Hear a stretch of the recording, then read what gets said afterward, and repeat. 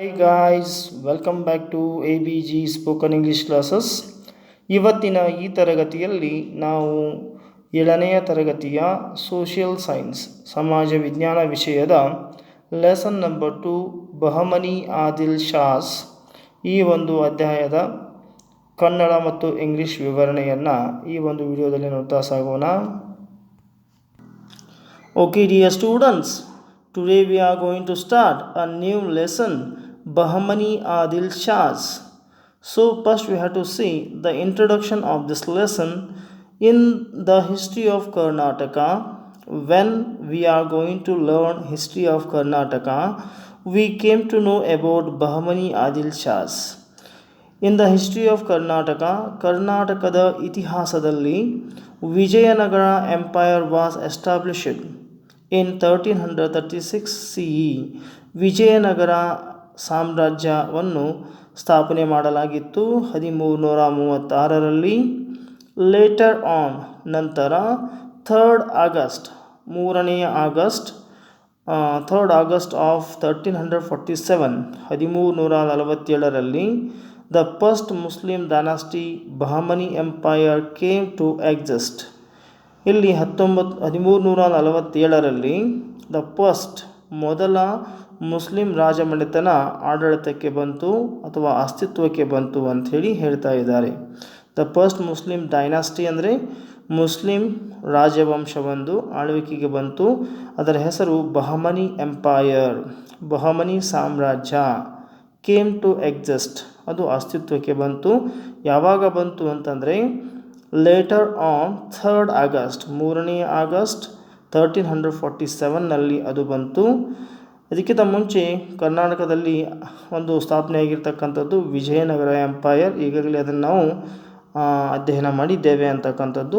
Next ಬರ್ತಕ್ಕಂಥದ್ದು Alauddin Hasan Gangu Bahman Shah. Alauddin Hasan Gangu Bahman Shah was the founder of this empire. Who was the founder of Bahmani Adil Shahis ಅಂತ ಕೇಳಿದರೆ, ಇವತ್ತು ಬಹಮನಿ ಎಂಪೈರನ್ನು ಯಾರು ಸ್ಥಾಪನೆ ಮಾಡಿದರು ಅಂತಂದರೆ ಇಲ್ಲಿ ಹೆಸರು ಭಾಳಷ್ಟು ಲಾಂಗ್ ಆಗಿದೆ, ನೋಡ್ಕೋಬಹುದು. ಅಲ್ಲಾವುದ್ದೀನ್ ಹಸನ್ ಗಂಗು ಬಹಮನ್ ಶಹ ಎಂಬುವರು ಏನು ಮಾಡ್ತಾರೆ, ಈ ಒಂದು ಬಹಮನಿ ಎಂಪೈರ್ನ ಫೌಂಡರ್ ಆಗಿರ್ತಾರೆ, ಸ್ಥಾಪಕರಾಗಿರ್ತಾರೆ ಅಂತಕ್ಕಂಥದ್ದು. ಆಮೇಲೆ ಬ್ಯಾಟಲ್ಸ್ ವೇರ್ ಟೇಕಿಂಗ್ ಪ್ಲೇಸ್, ಬಹಳಷ್ಟು ಯುದ್ಧಗಳು ನಡೆದವು ಅಂತ. Taking place continuously between the Bahmani sultans and Vijayanagara Kings. Bahmani ಮತ್ತು ವಿಜಯನಗರ ಮನೆತನಗಳ ಮಧ್ಯೆ ಸಾಕಷ್ಟು ಯುದ್ಧಗಳು ಮುಂದುವರೆದಿದ್ದವು ಅಥವಾ ನಡೀತಿದ್ದವು ಅಂಥೇಳಿ ಕಂಟಿನ್ಯೂಸ್ ಆಗಿ ನಡೀತಾ ಇದ್ದವು. Inner conflicts rose in the destiny, and by 1527 CE, 5 Shah dynasties came into existence. ಈ ಬಹಮನಿ ಎಂಪೈರ್ನಲ್ಲಿ ಅಥವಾ ಬಹಮನಿ ಸಾಮ್ರಾಜ್ಯದಲ್ಲಿ ಇನ್ನರ್ ಕಾನ್ಫ್ಲಿಕ್ಟ್ಸ್, ಇನ್ನರ್ ಅಂತಂದರೆ ಆಂತರಿಕ ಕಲಹಗಳು ಉಂಟಾಗಿ ಆ ಒಂದು ಬಹಮನಿ ಕಿಂಗ್ಡಮ್ ಅಂತಕ್ಕಂಥದ್ದು ಏನಾಗುತ್ತೆ, ಅದು 5 ಭಾಗವಾಗುತ್ತೆ. ಅದು ಯಾವಾಗ ಅಂತಂದರೆ 1527ರಲ್ಲಿ 1527 CE 5 Shah dynasties came into existence. ಆವಾಗ 5 ಏನು ಮಾಡ್ತವೆ, ಬಹಮನಿ ಡೈನಾಸ್ಟಿ ಅಂದರೆ ಬಹಮನಿ ಒಂದು ಸಾಮ್ರಾಜ್ಯ ಹೊಡೆದ್ಬಿಟ್ಟು 5 ಶಹ ಡೈನಾಸ್ಟಿಗಳು ಅಸ್ತಿತ್ವಕ್ಕೆ ಬರ್ತವೆ. ಅಮಾಂಗ್ ದೆಮ್, ಆ 5 ಮನೆತನಗಳಲ್ಲಿ Adil Shahis of Bijapur were prominent.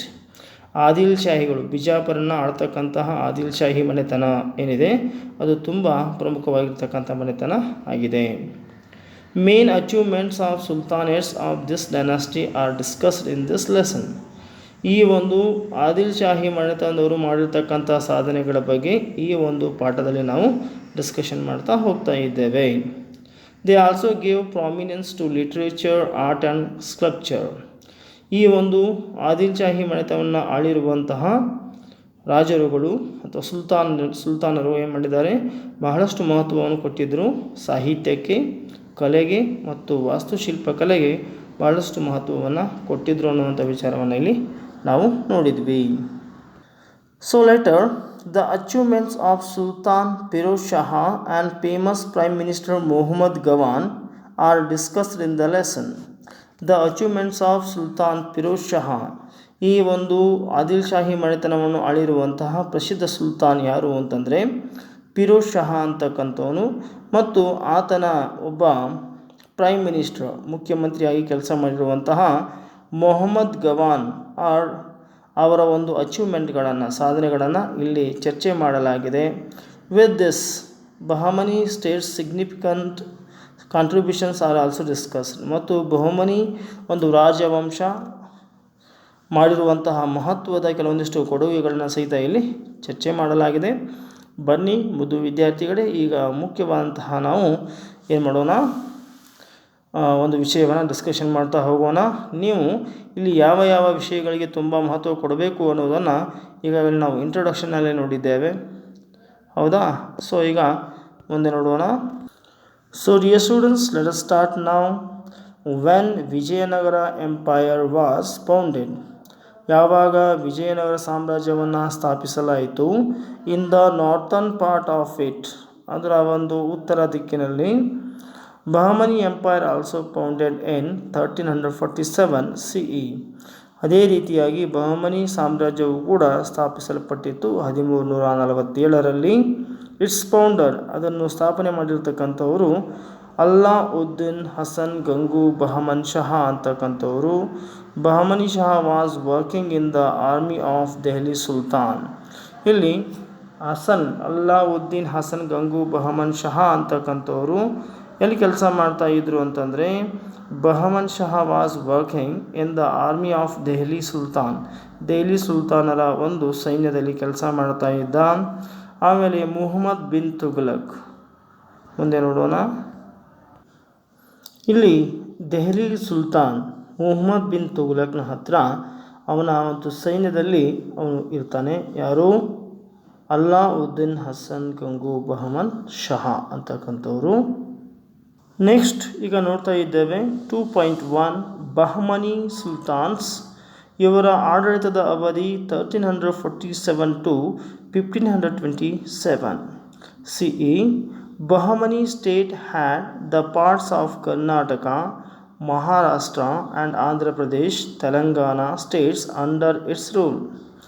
ಯಾವಾಗ ಬಹಮನಿ ಸುಲ್ತಾನರು ಆಳ್ವಿಕೆ ಮಾಡ್ತಾ ಇದ್ರು, ಆವಾಗ ಕರ್ನಾಟಕದ ಕೆಲವು ಭಾಗಗಳನ್ನು, ಮಹಾರಾಷ್ಟ್ರದ ಕೆಲವು ಭಾಗಗಳನ್ನು, ಆಂಧ್ರ ಪ್ರದೇಶ ಮತ್ತು ತೆಲಂಗಾಣದ ಕೆಲವೊಂದಿಷ್ಟು ಭಾಗಗಳನ್ನ ಇವರ ಆಳ್ವಿಕೆಗೆ ಒಳಪಟ್ಟಿತ್ತು ಅಂತ ಹೇಳ್ತಾ ಇದ್ದಾರೆ. ಇನ್ ದ ಬಿಗಿನಿಂಗ್, ಆರಂಭದಲ್ಲಿ Kalaburagi and later Bidar were their capitals. ಮೊದಲಿಗೆ ಆಡಳಿತದ ಮೊದಲ ಅವಧಿಯಲ್ಲಿ ಕಲಬುರ್ಗಿಯನ್ನು ಅಥವಾ ಗುಲ್ಬರ್ಗಾವನ್ನು ಅವರು ಏನು ಮಾಡ್ತಾಯಿದ್ರು, ತಮ್ಮ ರಾಜಧಾನಿಯನ್ನಾಗಿ ಮಾಡಿಕೊಂಡು, ನಂತರದಲ್ಲಿ ಬೀದರನ್ನು ಅವರು ರಾಜಧಾನಿಯನ್ನಾಗಿ ಮಾಡಿಕೊಂಡು ಆಳ್ವಿಕೆಯನ್ನು ಮಾಡಲಿಕ್ಕೆ ಆರಂಭ ಮಾಡಿದರು. Bahmani empire was in northern part of the Krishna river.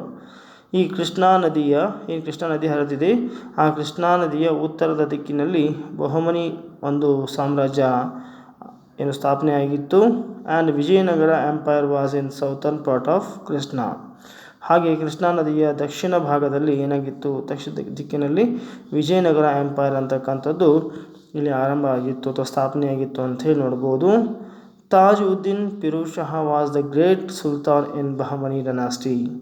ಈ ಬಹಮನಿ ಒಂದು ರಾಜವಂಶದಲ್ಲಿ ಇಲ್ಲಿ ತಾಜುದ್ದೀನ್ ಫಿರೋಜ್ ಶಹ ಅಂತಕ್ಕಂಥವನು ಒಬ್ಬ ಮಹಾನ್ ಸುಲ್ತಾನ್ ಆಗಿದ್ದ ಅಂತ ಇಲ್ಲಿ ಹೇಳ್ತಾ ಇದ್ದಾರೆ. ಸೊ ಅದರಂತೆ ಇಲ್ಲಿ ವಿದ್ಯಾರ್ಥಿಗಳು ನೀವು ನೋಡ್ಬೋದು, ಇಲ್ಲಿ ಮ್ಯಾಪ್ನ ಮೇಲೆ ಕೊಟ್ಟಿದ್ದಾರೆ ಅವರು. ಈ ಮ್ಯಾಪ್ನ ಮೇಲೆ ಬಹಮನಿ ಸಾಮ್ರಾಜ್ಯ ಅಂತಕ್ಕಂಥದ್ದು ಎಲ್ಲಿಯವರೆಗೆ ವಿಸ್ತಾರ ಆಗಿತ್ತು ಅನ್ನುವಂಥ ವಿಚಾರ ಕುರಿತಾಗಿ ಇಲ್ಲಿ ನಮಗೆ ಒಂದು ಮ್ಯಾಪನ್ನು ಕೊಟ್ಟಿದ್ದಾರೆ. ಈ ಮ್ಯಾಪ್ನಲ್ಲಿ ನಾವು ಅದನ್ನು ವೀಕ್ಷಣೆ ಮಾಡಬಹುದು.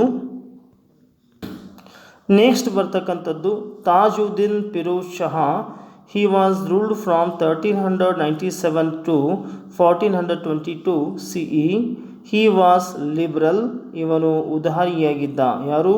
Tajuddin Firoz Shah ಅಂತಕ್ಕಂಥವನು.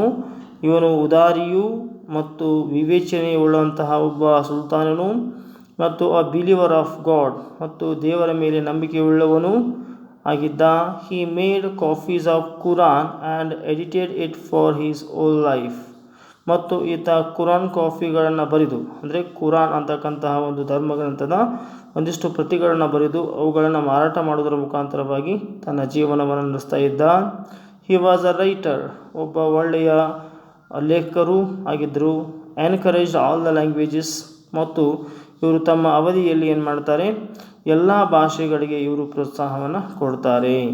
And he was an expert in geometry, ಇವರು ಜಾಮಿತಿಯಲ್ಲಿ ಭಾಳಷ್ಟು ನಿಪುಣರಾಗಿರ್ತಕ್ಕಂಥ ಒಬ್ಬ ಸುಲ್ತಾನನಾಗಿದ್ದ. ಆ್ಯಂಡ್ ಥಿಯಾಲಜಿ ಅಂತ ಕರಿತೇವೆ, ಅಥವಾ ದೇವತಾಶಾಸ್ತ್ರ ಅಂತ ಕರೀತೇವೆ ಅದನ್ನು. ಹಿ ಶೆಲ್ಟರ್ಡ್ ಮೆನಿ ಫಿಲಾಸಫರ್ಸ್, ಇವರು ಬಹಳ ಜನ ತತ್ವಜ್ಞಾನಿಗಳಿಗೆ ಇವರು ಆಶ್ರಯದಾತರಾಗಿದ್ದರು. ಕವಿಗಳಿಗೂ ಆಶ್ರಯದಾತರಾಗಿದ್ದರು. ಆರ್ಟಿಸ್ಟ್, ಕಲಾವಿದರಿಗೂ ಸಹಿತ ಆಶ್ರಯದಾತರಾಗಿದ್ದರು. ಯಾರು? ತಾಜುದ್ದೀನ್ ಫಿರೋಜ್ ಶಹ ಅಂತಕ್ಕಂಥವರು. ಆ್ಯಂಡ್ ಹ್ಯಾಡ್ ಆನರ್ಡ್ ದೆಮ್, ಮತ್ತು ಅವರನ್ನು ಭಾಳಷ್ಟು ಗೌರವಿಸ್ತಕ್ಕಂಥ ಒಂದು ಗುಣ ಇವರಲ್ಲಿ ಇತ್ತು ಅಂಥೇಳಿ. He established observatory in Daulatabad, ಮಹಾರಾಷ್ಟ್ರದಲ್ಲಿ ಇವರು ಒಂದು ಅಬ್ಸರ್ವೇಟ್ರಿಯನ್ನು ಏನು ಮಾಡಿದರು, ಎಸ್ಟಾಬ್ಲಿಷ್ಮೆಂಟ್ ಮಾಡಿದರು, ಸ್ಥಾಪನೆ ಮಾಡಿದರು. ಅಂದರೆ ಈ ಇದನ್ನು ನೋಡುವಂಥದ್ದು, ನಕ್ಷತ್ರಗಳನ್ನು ಅಥವಾ ಖಗೋಳದಲ್ಲಿ ನಡೀತಕ್ಕಂತಹ ಕೆಲವೊಂದಿಷ್ಟು ವಿದ್ಯಮಾನಗಳನ್ನು ವೀಕ್ಷಣೆ ಮಾಡಲಿಕ್ಕಾಗಿ ಅಬ್ಸರ್ವೇಟರಿ ಅನ್ನೋದನ್ನು ಇವರು ದೌಲತಾಬಾದ್ನಲ್ಲಿ ಆರಂಭ ಮಾಡಿದರು. He propagated the beauty of his capital, ಈತ ಏನು ಮಾಡಿದಂದರೆ ತನ್ನ ಒಂದು ರಾಜಧಾನಿಯ ಒಂದು ಸೌಂದರ್ಯವನ್ನು ಹೆಚ್ಚಿಸಿದ್ದ ಅಂಥೇಳಿ ಹೇಳ್ತಾ ಇದ್ದಾರೆ. ಕಲಬುರ್ಗಿ, ಆವಾಗ ಅವರ ಒಂದು ರಾಜಧಾನಿ ಯಾವುದಾಗಿತ್ತು, ಕಲಬುರ್ಗಿ ಆಗಿತ್ತು. He build a new city called Firozabad on the bank of Bhima river, ಅವರು ಅಲ್ಲಿ ಫಿರೋಜಾಬಾದ್ ಅಂತಕ್ಕಂಥ ಒಂದು ನಗರವನ್ನು ನಿರ್ಮಾಣ ಮಾಡಿದರು.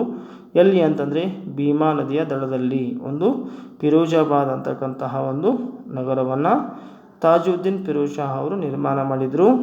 He gifted many villages to a Sufi saints, ಮತ್ತು ಇವರು ಸಾಕಷ್ಟು ಹಳ್ಳಿಗಳನ್ನು ಏನು ಮಾಡಿದರು, ಸೂಫಿ ಸಂತರಿಗೆ ಇವರು ಕೊಡುಗೆಯಾಗಿ ಕೊಟ್ಟಿದ್ದರು. Bande Nawaz who arrived to the kingdom during his period, Bande Nawaz ಅಂತಕ್ಕಂಥ ಒಬ್ಬ ಸೂಫಿ ಸಂತ ಇವರ ಆಳ್ವಿಕೆಯ ಕಾಲದಲ್ಲಿ ಇವರ ರಾಜ್ಯವನ್ನು ಭೇಟಿ ಕೊಟ್ಟಿದ್ದ. He concentrated on the development of ports and as a result foreign tourism was encouraged. ಇವರು ತಾಜುದ್ದೀನ್ ಫಿರೋಜ್ ಶಾ ಅವರು ಏನು ಮಾಡಿದರು ಅಂತಂದರೆ ಬಹಳಷ್ಟು ಅಭಿವೃದ್ಧಿ ಕೆಲಸಗಳನ್ನು ಮಾಡ್ತಾಯಿದ್ರು. ಅದರಲ್ಲಿ ಪ್ರಮುಖವಾಗಿ ಬಂದರುಗಳನ್ನು ಅಭಿವೃದ್ಧಿಪಡಿಸ್ತಕ್ಕಂಥದ್ದು. ಇದರ ಪರಿಣಾಮವಾಗಿ ಫಾರಿನ್ ಟೂರಿಸಮ್ ಅಂದರೆ ವಿದೇಶಿ ಪ್ರವಾಸಕ್ಕೆ ಪ್ರೋತ್ಸಾಹ ನೀಡಿದರು ಅಂತಕ್ಕಂಥದ್ದು. ನೆಕ್ಸ್ಟ್ ಬರ್ತಕ್ಕಂಥವರು ಮೊಹಮ್ಮದ್ ಗವಾನ್, 1463 to 1481 CE, ಅಂದರೆ common era. All credits of making Bahmani dynasty great goes to Mohammad Gawan. ಇವತ್ತು ಬಹಮನಿ ಡೈನಾಸ್ಟಿ ಎಷ್ಟು ಉತ್ತುಂಗಕ್ಕೆ ಹೋಗಿತ್ತೋ ಆ ಉತ್ತುಂಗಕ್ಕೆ ಕಾರಣೀಭೂತರಾಗಿರ್ತಕ್ಕಂಥವರು ಮೊಹಮ್ಮದ್ ಗವಾನ್ ಅಂತಕ್ಕಂಥವರು. Basically he was a Persian and worked honestly as a prime minister in the reign of sultanate. Basically ಇವರು ಮೂಲತಃ ಹಿ ವಾಸ್ ಅ ಪರ್ಷಿಯಾ ದೇಶದವರು. ಆ್ಯಂಡ್ ವರ್ಕ್ಡ್ ಆನೆಸ್ಟ್ಲಿ, ಭಾಳಷ್ಟು ಪ್ರಾಮಾಣಿಕವಾಗಿ ಕೆಲಸ ಮಾಡಿದರು. ಪ್ರೈಮ್ ಮಿನಿಸ್ಟರ್ ಆಗಿ, ಒಬ್ಬ ಪ್ರಧಾನಮಂತ್ರಿಯಾಗಿ ಭಾಳಷ್ಟು ಆನೆಸ್ಟಾಗಿ ಕೆಲಸ ಮಾಡಿದರು. ಇನ್ ದ ರೇನ್ ಆಫ್ ಸುಲ್ತಾನೇತರ ಒಂದು ಆಳ್ವಿಕೆಯಲ್ಲಿ. ಮೊಹಮ್ಮದ್ ಶಹ ಥರ್ಡ್, ಯಾರ ಆಳ್ವಿಕೆಯಲ್ಲಿ? ಮೊಹಮ್ಮದ್ ಶಹ ಥರ್ಡ್ ಇವರ ಆಳ್ವಿಕೆಯಲ್ಲಿ ಭಾಳಷ್ಟು ನಿಷ್ಠೆಯಿಂದ ಕೆಲಸ ಮಾಡಿದರು. Prominent Bahmani sultans: Allauddin, Hasan Gangu, Bahman Shah, Firoz Shah, Ahmad Shah and Mohammad Shah III ಇವರು ಭಾಳಷ್ಟು ಪ್ರಮುಖವಾಗಿರ್ತಕ್ಕಂತಹ ಬಹುಮನಿ ಸಾಮ್ರಾಜ್ಯವನ್ನು ಆಳಿರ್ತಕ್ಕಂತಹ ಮನೆತನಗಳು ಅಂತ ಹೇಳ್ಬೋದು.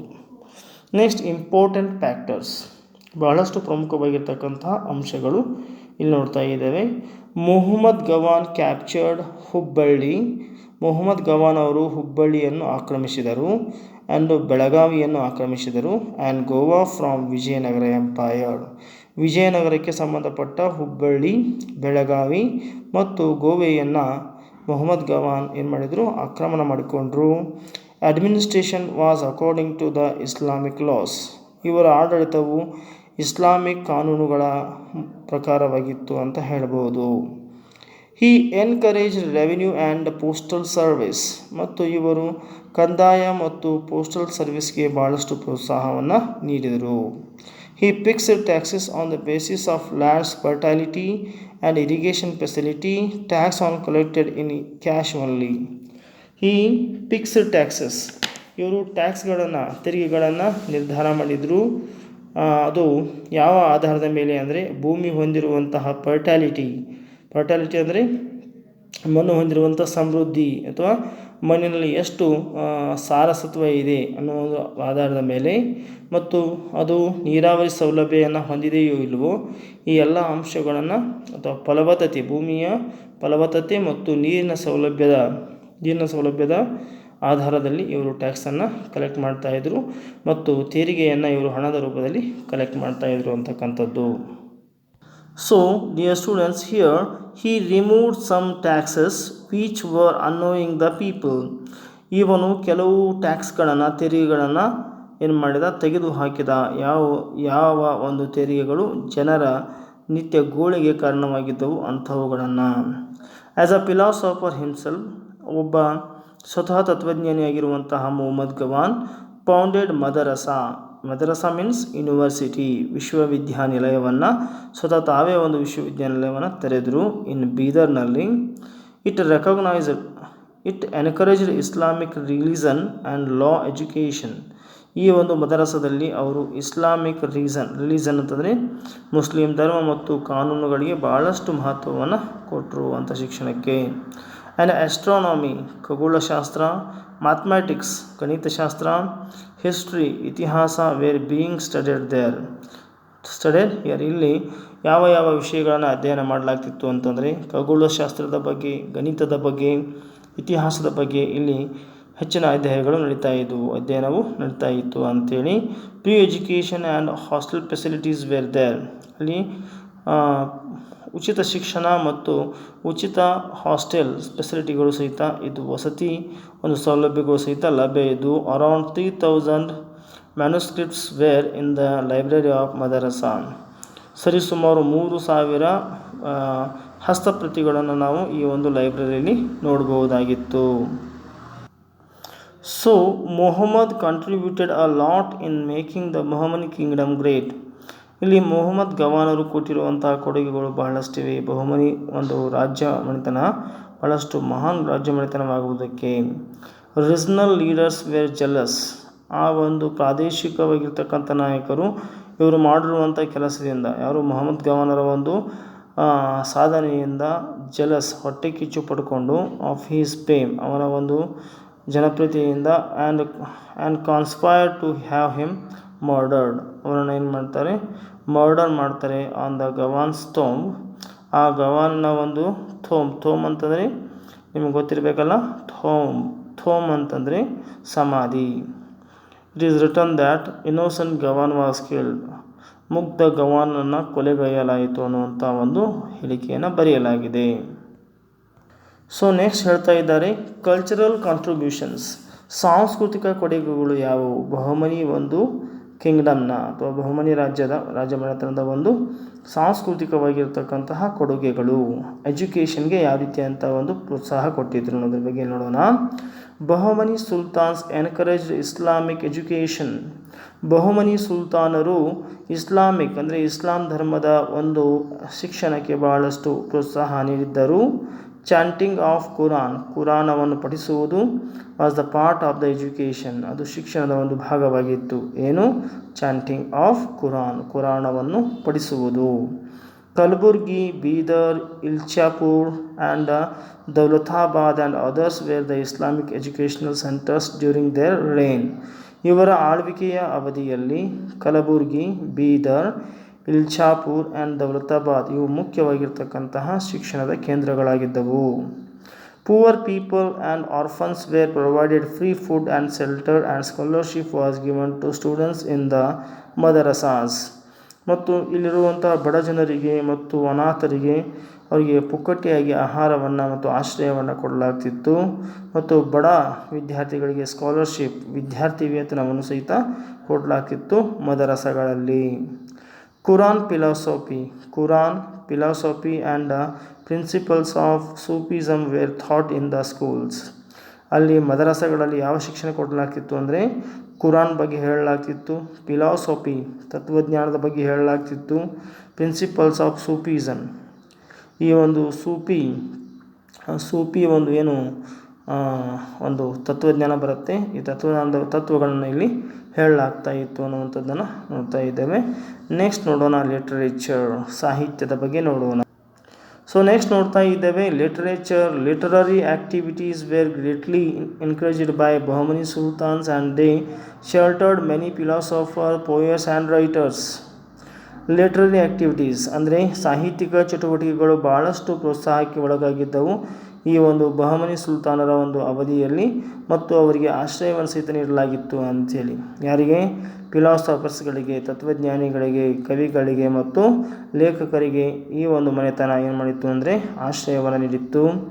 Firoz Shah Mohammad Shah two Firoz Shah Mohammad Shah two Mohammad Gawan were writers and minister poets. ಇಲ್ಲಿ ಇವರೆಲ್ಲರೂ ಸಹಿತ ಏನಾಗಿದ್ದರು ಅಂತಂದರೆ ಮೊಹಮ್ಮದ್ ಗವಾನ್ ವೇರ್ ರೈಟರ್ಸ್, ಅವರು ಲೇಖಕರು ಆಗಿದ್ದರು, ಮಿನಿಸ್ಟರ್ ಮತ್ತು ಕವಿಗಳಾಗಿ ಸಹಿತ ಕೆಲಸ ಮಾಡಿದ್ದಾರೆ. ಡ್ಯೂರಿಂಗ್ ದೇರ್ ರೈನ್, ಅವರ ಆಳ್ವಿಕೆಯ ಅವಧಿಯಲ್ಲಿ Persian, Arabic and Urdu literature were developed.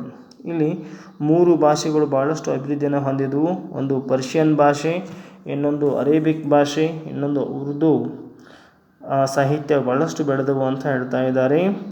Great Sufi saint and writer Bande Nawaz belong to this period. Great Sufi saint, ಮಹಾನ್ ಸೂಫಿ ಸಂತ ಮತ್ತು ಲೇಖಕರಾಗಿರುವಂಥ ಬಂದೇ ನವಾಜ್ ಅವರು ಈ ಒಂದು ಅವಧಿಗೆ ಸಂಬಂಧಪಟ್ಟಿರ್ತಕ್ಕಂಥವರು ಅಥವಾ ಸೇರಿದವರಾಗಿದ್ದರು.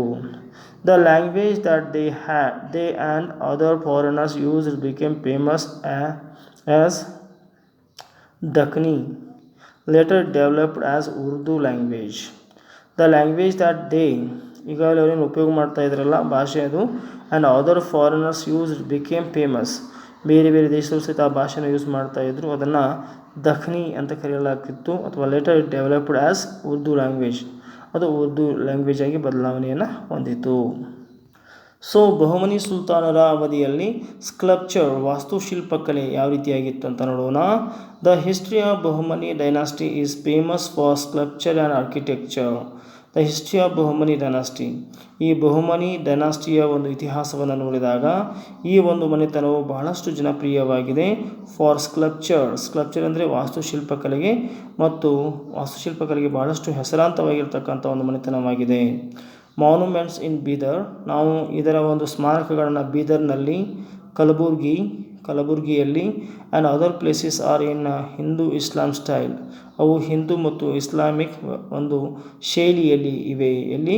ಕಲಬುರ್ಗಿಯಲ್ಲಿ, ಬೀದರ್ನಲ್ಲಿ ಮತ್ತು ಇನ್ನೂ ಸಾಕಷ್ಟು ಸ್ಥಳಗಳಲ್ಲಿ ನೋಡಬಹುದಾಗಿದೆ.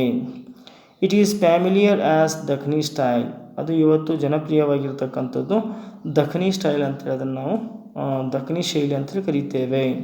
The first contribution of Bahmani is, ಮೊದಲ ಒಂದು ಇವರ ಕೊಡುಗೆ ಏನು ಅಂತಂದರೆ ಜಮೈ ಮಸ್ಜಿದ್ ಅಂತ ಕರಿತೇವೆ ನಾವು. ಜಮೈ ಮಸ್ಜಿದ್ ಆಫ್ ಕಲಬುರ್ಗಿಲಿರ್ತಕ್ಕಂತಹ ಒಂದು ಮಸ್ಜಿದ್ ಇದೆ, ಒಂದು ಮಸೀದಿ ಇದೆ ಕಲಬುರ್ಗಿಯಲ್ಲಿ, ಅದು ಇವರ ಮೊದಲ ಒಂದು ಕೊಡುಗೆಯಾಗಿದೆ. ಮೊಹಮ್ಮದ್ ಶಾ ಬಿಲ್ಟ್ ಇಟ್, ಅದನ್ನು ಕಟ್ಟಿರ್ತಕ್ಕಂಥವ್ರು ಮೊಹಮ್ಮದ್ ಶಾ ಅಂತಕ್ಕಂಥವ್ರು. The meeting hall with small domes is the major attraction here. ಇಲ್ಲಿ ಮೀಟಿಂಗ್ ಹಾಲ್ಗಳ ಮೇಲೆ ಇರ್ತಕ್ಕಂಥ ಡೋಮ್ ಅಂದರೆ ಗೊತ್ತಾಗುತ್ತಲ್ಲ, ಗುಮ್ಮಟಗಳು ಅಂತ ಕರೀತೇವೆ. ಇಲ್ಲಿ ಮೇಜರ್ ಅಟ್ರಾಕ್ಷನ್, ಪ್ರಮುಖ ಆಕರ್ಷಣೆಗಳಾಗಿವೆ ಅಂತ ಹೇಳ್ತಾ ಇದ್ದಾರೆ. ಆಮೇಲೆ tombs of sultans are in Kalaburagi and they are also domed structures. ಮತ್ತು ಈ ಸುಲ್ತಾನರು ತೀರಿಕೊಂಡಾಗ ಕಟ್ಟುವಂತಹ ಕೆಲವೊಂದಿಷ್ಟು ಸಮಾಧಿಗಳೇನಿವೆ ಅವು ಕಲಬುರ್ಗಿಯಲ್ಲಿ ಇವತ್ತು ನಾವು ನೋಡ್ಬೋದು ಅಂತ ಹೇಳ್ತಾರೆ. Tombs of sultans are in Kalaburagi and they are also domed structures. The tomb of Bande Nawaz is another prominent monument of Kalaburagi. ಈ ಕಲಬುರ್ಗಿಯಲ್ಲಿ ನಾವು ಇನ್ನೊಂದು ನೋಡ್ಬೋದು, ಬಂದೇ ನವಾಜ್ ಅವರ ಒಂದು ಸಮಾಧಿಯನ್ನು ಸಹಿತ ನಾವಲ್ಲಿ ನೋಡ್ಬೋದು. ಬೀದರ್ಸ್ ಸೋಲಕಂಬ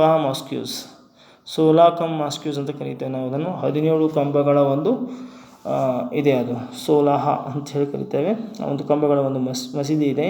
ಆ್ಯಂಡ್ ಬ್ಯೂಟಿಫುಲ್ ಪ್ಯಾಲೇಸಸ್, ಅವರು ಕಟ್ಟಿರ್ತಕ್ಕಂಥ ಬಹಳಷ್ಟು ಸುಂದರವಾಗಿರ್ತಕ್ಕಂಥ ಅರಮನೆಗಳಿವೆ. In the fort are famous, ಅವು ಒಂದು ಕೋಟೆಗಳನ್ನು ಸಹಿತ ಹೊಂದಿವೆ, ಅವು ಸಹಿತ ಬಹಳಷ್ಟು ಜನಪ್ರಿಯವಾಗಿವೆ. These buildings are decorated and have carved wooden crafts on them. ಈ ಒಂದು ಬಿಲ್ಡಿಂಗ್ಗಳನ್ನು, ಕಟ್ಟಡಗಳನ್ನು ಡೆಕೋರೇಟ್ ಮಾಡಲಾಗಿದೆ, ಅಲಂಕರಿಸಲಾಗಿದೆ. ಹೇಗೆ ಅಂದರೆ ಕರ್ವ್ಡ್ ವುಡನ್ ಕ್ರಾಫ್ಟ್ಸಿಂದ ಅಥವಾ ಕಟ್ಟಿಗೆಗಳಿಂದ ಅವುಗಳನ್ನು ಭಾಳಷ್ಟು ಸುಂದರಗೊಳಿಸಲಾಗಿದೆ. 12 domes of Ashtur near Bidar are also famous. ಅಲ್ಲಿ 12 ನಾವು ಸಮಾಧಿಗಳನ್ನು ನೋಡ್ಬೋದು. ಅಸ್ತೂರ್ ಅಂತಕ್ಕಂಥ ಒಂದು ಊರಿದೆ, ಅದು ಬೀದರ್ನ ಸಮೀಪದಲ್ಲಿರುವುದು. ಇವು ತುಂಬ ಭಾಳಷ್ಟು ಜನಪ್ರಿಯವಾಗಿರುವಂತಹ ಟೋಮ್ಗಳಾಗಿವೆ. Here the prominent monuments of the Bahmani kingdom. ಈ ಬಹಮನಿ ರಾಜ್ಯದ ಒಂದು ಬಹಳಷ್ಟು ಪ್ರಮುಖವಾದಂಥ ಸ್ಮಾರಕಗಳು ಎಲ್ಲಿವೆ ಅಂತಂದರೆ is madrasa which was build by Mohammad Gawan. ಅದರಲ್ಲಿ ಮದರಸಾ ಸೇರಿಕೊಂಡಿದೆ. ಆ ಮದರಸವನ್ನು ಮೊಹಮ್ಮದ್ ಗವಾನ್ ಅಂತಕ್ಕಂಥವ್ರು ಕಟ್ಟಿದ್ದಾರೆ. ಇಟ್ ಈಸ್ 242 feet ವೈಡ್, ಅದು 242 ಫೂಟ್ ಏನಾಗಿದೆ ಅಗಲವಾಗಿದೆ. 222 feet ಲಾಂಗ್, ಅದು ಉದ್ದವಾಗಿದೆ. 56 feet ಹೈಟ್, 56 ಫೀಟ್ ಎತ್ತರದಲ್ಲಿದೆ. ಆ್ಯಂಡ್ 3 ಸ್ಟೋರ್ಡ್ ಬಿಲ್ಡಿಂಗ್, ಅದು 3 ಮಹಡಿ ಕಟ್ಟಡಗಳನ್ನು ಹೊಂದಿರುವಂಥ ಒಂದು ಕಟ್ಟಡವಾಗಿದೆ. The building which is more than 5 centuries old appears to be declaring its glory. ಇವತ್ತು 5 ಸೆಂಚುರಿಗಳು ಕಳೆದಿದ್ರು ಸಹಿತ, 5 ಶತಮಾನಗಳು ಕಳೆದರೂ ಸಹಿತ ಇನ್ನೂ ಅದು ಅಷ್ಟೇ ಏನು ಸುಂದರವಾಗಿ ಮತ್ತು ಅಷ್ಟೇ ವೈಭವವಾಗಿ ನಮಗೆ ಕಂಡುಬರುತ್ತೆ ಅಂಥೇಳಿ. ಇನ್ನು ಮುಂದಿನ ಒಂದು ಪಾಠವನ್ನು ನೋಡೋಣ. ಇಲ್ಲಿ ನಿಮಗೆ ತೋರಿಸಿದ್ದಾರೆ ಫೋರ್ಟ್ ಬೀದರ್. ಇದು ಬೀದರ್ನ ಒಂದು ಕೋಟೆಯನ್ನು ಕಟ್ಟಿದ್ದ ನೋಡ್ಬೋದು. ನಂತರದಲ್ಲಿ ನಾವಿಲ್ಲಿ ನೋಡ್ಬೋದಾಗಿರ್ತಕ್ಕಂಥ ಇನ್ನೊಂದು ಏನಂತಂದರೆ ಜಾಮಿಯಾ ಮಸ್ಕಿಯು ಅಂತ ಕರೀತೇವೆ, ಮಸೀದಿ ಕಲಬುರಗಿಯಲ್ಲಿದೆ ಇದು. ತದನಂತರದಲ್ಲಿ ನೋಡ್ಬೋದು ನಾವು, ಇದು ತೋಮ್ ಆಫ್ ಬಂದೇ ನವಾಜ್ ಕಲಬುರಗಿಯಲ್ಲಿರ್ತಕ್ಕಂತಹ ಒಂದು ಬಂದೇ ನವಾಜ್ ಇದು.